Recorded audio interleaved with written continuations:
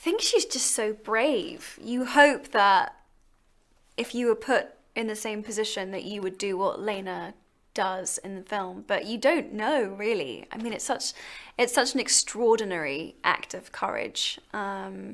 So I found that really compelling. Yeah. Do you speak to any survivors of Colonia? I think there are like 5 survivors or something ridiculous, or perhaps any of the victims' families.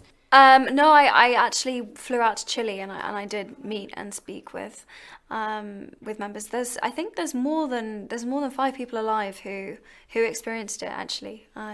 That's what's so crazy, is that it's actually not that long ago, and I feel like so little is known about it, which is extraordinary.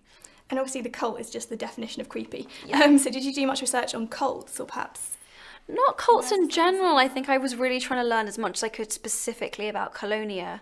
But yeah, definitely disturbing. Yeah. Did you have any particularly memorably bizarre experiences while you were speaking to some of the survivors? Anything they told you that really stuck with you? Gosh, really difficult to sort of pinpoint one thing. I think it was just sort of, what was strange was that even just being there was a feeling or an atmosphere which was quite strong and quite pervasive. So I think even if I'd spoken to no one, just going and being around the buildings and knowing what each of the different functions of the rooms were and whatever else was a pretty intense experience. And obviously, as you say, Lena's just so courageous in the film. She's so strong. Did any women in particular inspire you while you were shooting? God, that's a great question. I think Lena's very relatable. She's a very sort of she's an air hostess. She's a very sort of everyday woman. And so I would just say the women that I've met personally in my life, who I've seen that kind of resolve and that kind of strength and that kind of thinking which allows them to do extraordinary things, which is just, a kind of belief in themselves and a belief in what they're doing. Obviously, you're a figurehead of feminism today and your role in the UN. So how does that responsibility affect how you choose your film roles? Obviously, it's a different, perhaps that's different interesting. dimension I to some guess, other. it is a different dimension. I think being a child star, as they call it, or having worked as a minor, you do sort of have to be aware of the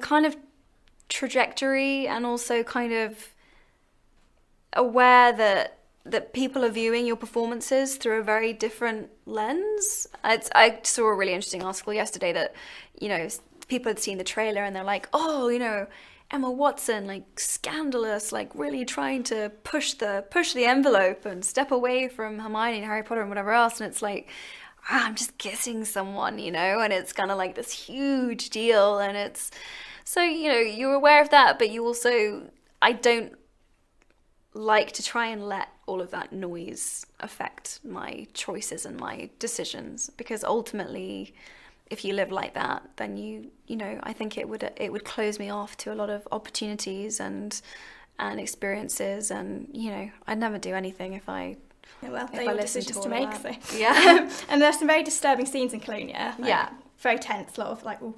Yeah. And some particularly strike me were the violence against women, the humiliation scenes. Yeah. The film is set in the 70s, but like you say, it's not that long ago, and similar treatment does still go on around the world. So what are your thoughts on where we are today in terms of stamping out violence against women?